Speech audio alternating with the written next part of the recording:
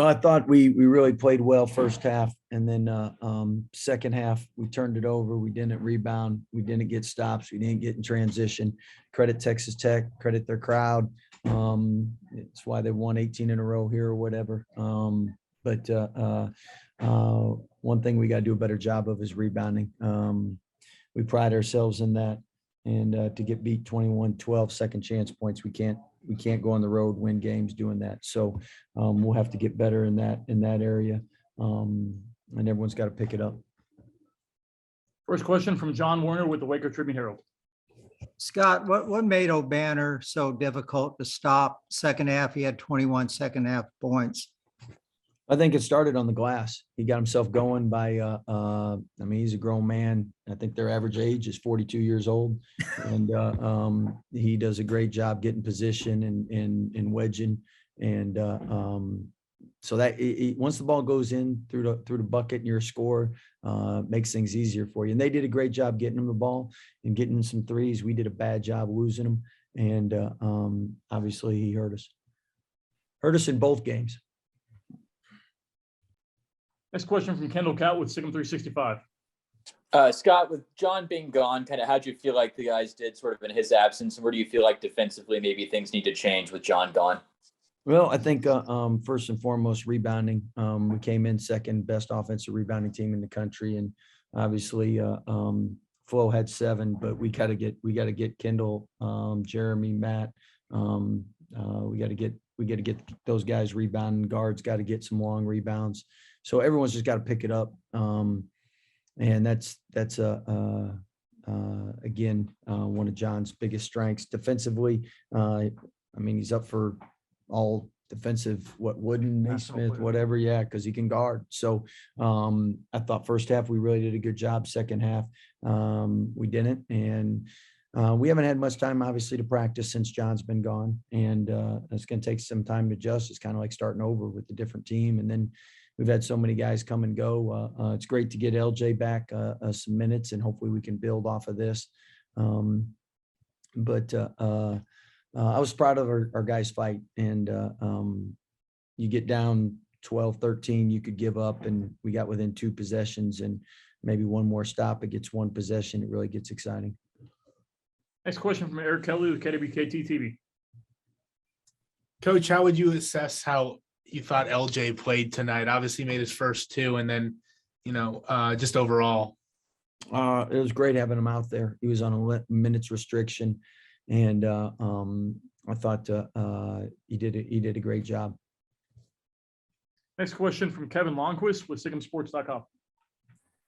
Scott, it looked like you won a little 1-3-1 there for a portion of the latter stages of the second half. Was that just to try to disrupt the flow of what Tech was doing offensively? And is that something you think you might consider doing moving forward the rest of the season, depending on the game and opponent? Yeah, that's the zone we played. We played at the end of the Oklahoma game where we got that nice run. So that's in the repertoire. That's something we can go to. It's not our fastball, but it's a changeup. And I thought we got some stops. It helped for a minute. They were on a roll. We needed to change some things up.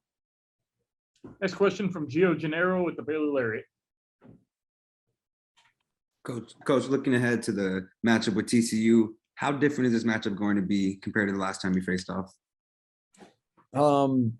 Well, I haven't seen any TCU film because all I've seen is Texas Tech film. So if you ask me tomorrow, I've watched it on the way home. And I don't know if Mike Miles is playing because obviously he was out for a little bit. I think he's back now. That changes him if he's not in. But Coach Dixon's a great coach. They do a great job. They don't beat themselves. They're having a great year. Next question from Andrew Miner. Coach, you guys had some foul trouble early on in the second half, and that kind of made you go small. It looked like from a lineup perspective. Did you think that foul trouble caused you guys to play a little bit more hesitantly or cautiously as the game progressed there? Yeah, fouls can do that. I think they were just more aggressive than us second half. First half, I know we had fouls.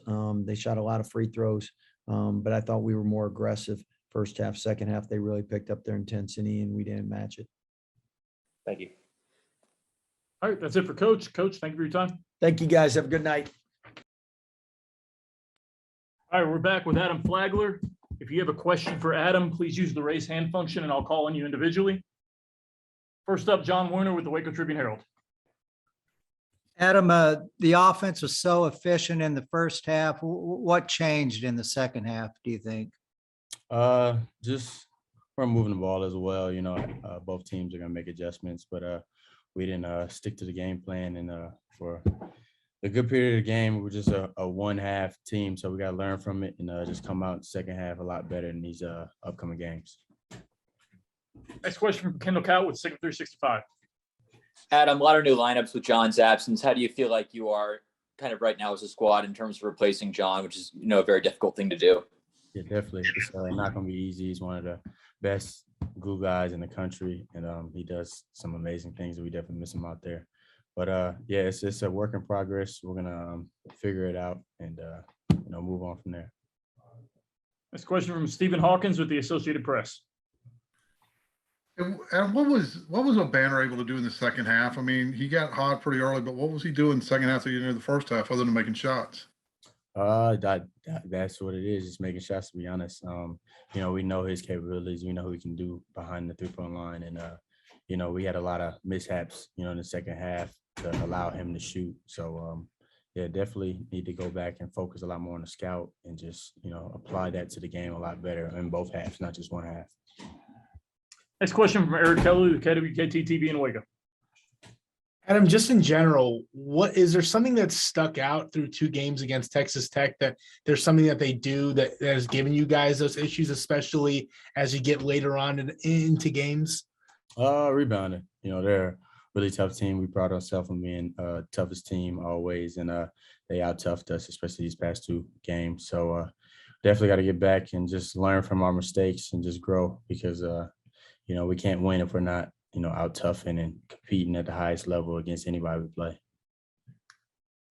Next question from Andrew Miner. Yes, Adam, Texas Tech obviously had a great crowd, great environment. How would you describe the environment tonight compared to some of the other road venues you've been to, like Kansas and Alabama? I personally think Texas Tech is the best, but yeah, they're top in the country. I love coming to play here. And, the guys are amped up and excited. We just, couldn't finish and pull it out. But yeah, it's a great environment. We had fans come out, so I appreciate them too. All right, that's all we have for Adam. Adam, thank you for your time. Thank you, guys.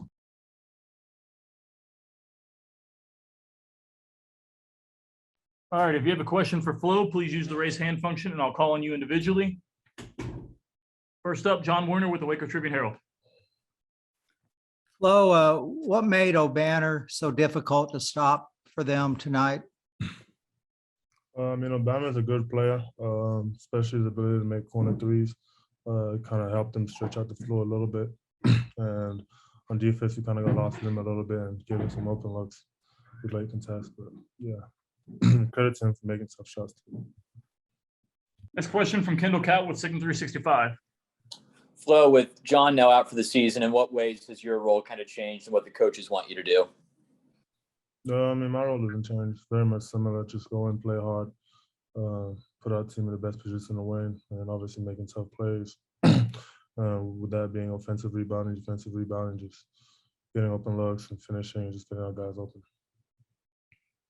Next question from Eric Kelly with KWKT-TV. Well, just in terms of this Texas Tech team, what has it been through these two games where they've given you those issues, especially in the second half? It's credit to Texas Tech. They're a really good team. I feel like they're really very much prepped for us, but also being short-handed doesn't help a lot. But just credit to them. They had a good game. Next question from Kevin Longquist with Sic'EmSports.com. Flo, Scott talked about the rebounding being such a big telling part of the second half of this game. Was it just something that they just were chasing shots faster than you guys through the glass, or how did you see that break down? They just crashed and got rebounds, basically getting second chance position, second chance shots, and basically always goes in. And they kind of had a lot of that, so that's why coach said it killed us on the glass. Is basically those second shots going in, which kills and demoralizes our defense. Final question from Andrew Miner. Yeah, Flo, obviously you're working with a lot of new lineups now that John's out. What did you like about tonight? What was one positive takeaway that you thought you had tonight, just looking forward, that you can improve on? I mean, our guys showed grit. They battled it out, even all the way to the end, to the final whistle. And that's one of the best things to do about our guys. You know, they never gave in, even though it was down 10 around, I think, the 4 or 5 minute mark. But they battled it out and just kept playing all the way to the final whistle. Thank you. All right, that's all we have for Flo. Well, thanks.